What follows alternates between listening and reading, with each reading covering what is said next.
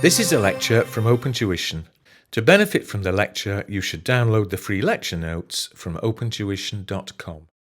So let's go through and have a look at how depreciation fits into the equation. I think we're all quite happy, or at least we should be from the certificate level, that we have two ways of depreciating an asset. Is that they're straight line and reducing balance, wasn't it? Okay.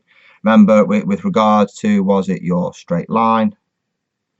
You took your cost less the residual value and then divided it by the useful economic life, didn't we? And then for the reducing balance, you took your carrying value and then multiplied it by a percentage, wasn't it? Okay, the straight line matched the depreciation to the benefits that we got. So the benefits being the equal benefits each year, and therefore equal depreciation charges each year, whereby then reducing balance was whereby we got more benefits earlier in the asset's life, so charged more depreciation, wasn't it? Okay, sound familiar? Should be. Okay, hopefully it is. Okay, we're not going to focus too much on doing any crazy depreciation calculations from the certificate level. What we want to go through and do is just update it to see how things appear at this level now at F1, whereby it looks more at changing your methods of depreciation or changing your estimates. Okay, so if we look at the paragraphs below, I think one thing to note, particularly when we get to some later aspects in the syllabus, is that depreciation starts when the asset is ready for its intended use. So not when it's actually being used. So that's something that could catch you out in F1, isn't it? You know, the asset is ready for use in August, but it is not being used until November. When do you start the depreciation? Well, if it's ready in August, you depreciate it from August. So however many months to the end of that financial reporting year. Okay, so we start it there, if you like, at the earliest point in time. That's essentially when we start to get the benefit, isn't it? As soon as it's ready. Then the key bit now is then looking at your change in estimate. So the estimates that you have in terms of your changes are residual value. You may change the residual value estimate. You may change the life and the estimate there. You could even change the percentage that you apply to your reducing balance.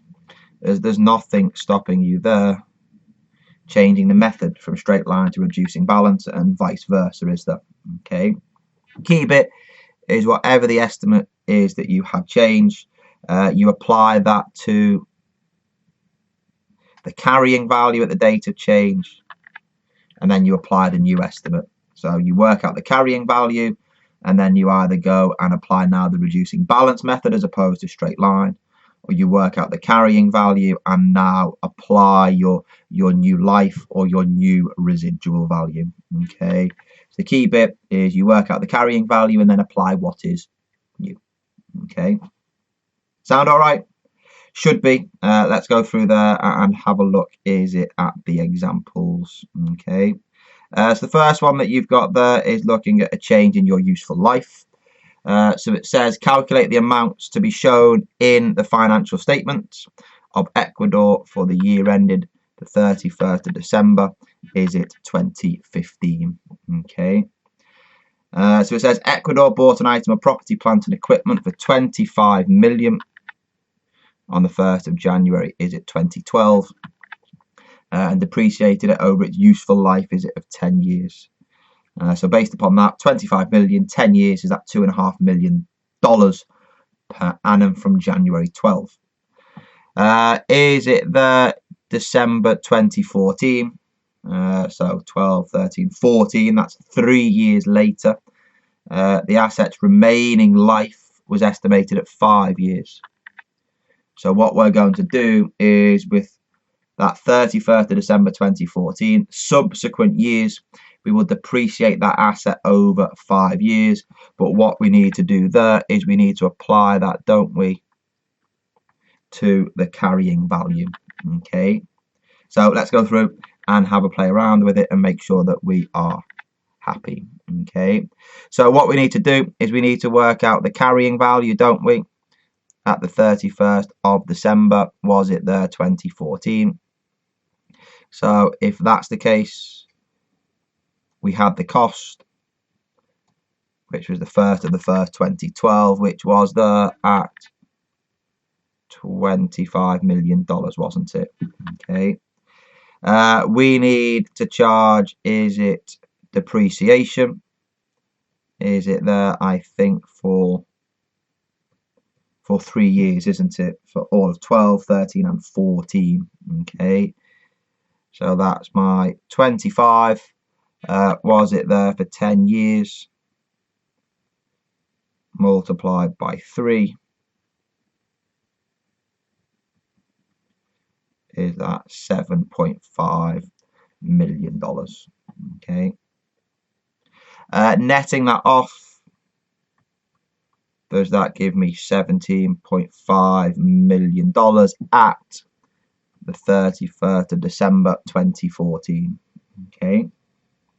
What we then go through and do, isn't it, is that we then need to look at, is it 2015? Because that was the year that we had within the question. So what you've got now is that to work out the depreciation takes your carrying value, which was 17.5 million, and divides that, is it there, by 5 years. That's the remaining life, isn't it? So that means now that we have, is it 3.5 million or 3,500,000? So that's the figure that goes, isn't it, into your statement of profit or loss. And then the carrying value is your $17.5 million less the 3.5 million.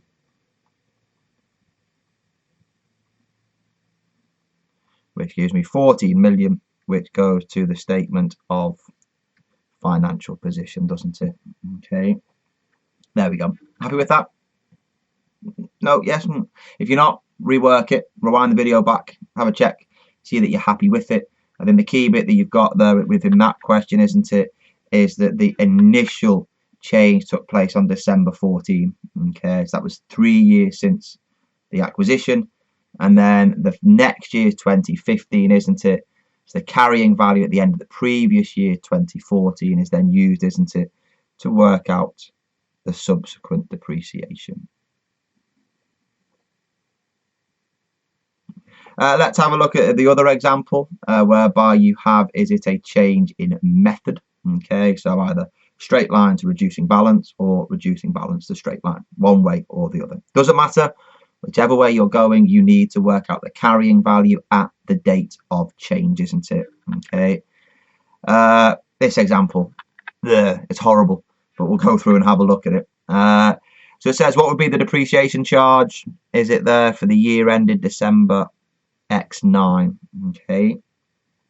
So it says a lorry was purchased for $80,000. So that's my initial cost. That's why it's a horrible example, because it was done on the 1st of January X4. It's years ago, isn't it? Okay. When its useful life is estimated to be 10 years with a residual value of 10.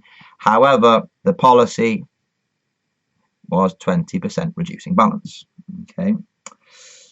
It then says, is it on the 1st of January X9? The directors have now decided that to give a fair presentation, a depreciation policy of straight line over the life should be followed, and there has been no change in the estimate of the life as a result. I think the key bit there is to work out the carrying value at January X9. How many years has the asset been depreciated for? Well, all of X4, 5, 6, 7, 8. Okay, so from, is it X4 to X9? There are 5 years of depreciation. From January X9 onwards, we're going to apply it straight line. And if there's been no change in the original life, if it was originally 10 years, then what you've got there is that there are 5 years still to go. So whatever carrying value we work out, we will depreciate that over the final 5 years of the asset's life.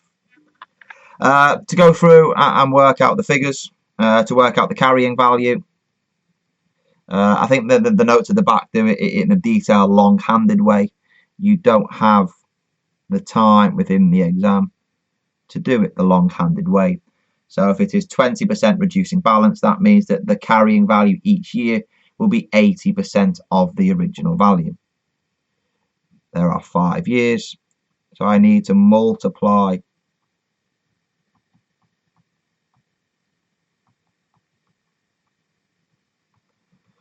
the 80,000 by 80% 5 times.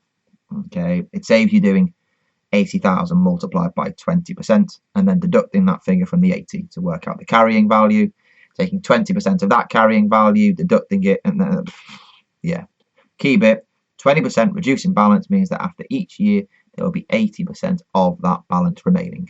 Okay, if you tap that into your calculator, I think you end up, is it with 26214. Okay, check if you haven't.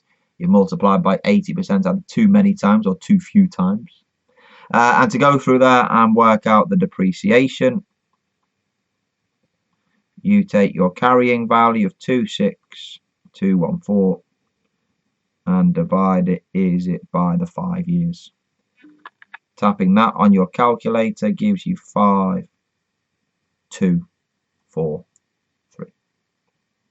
Voila, as they like to say in France. Okay, there we go. I think the hardest bit of it, apart from the reducing balance method of depreciation, is the counting on the fingers. And I'll say that so many times as we go through the overall course. Yeah, dates are crucial. And if you make a mistake on the date, you get the question wrong. So read the questions carefully and don't be embarrassed to count on your fingers. Okay. Other than that, I'll see you in the next little session when we begin to look at the revaluation model. Again, another little bit of revision with bells on top from your certificate level. See you then.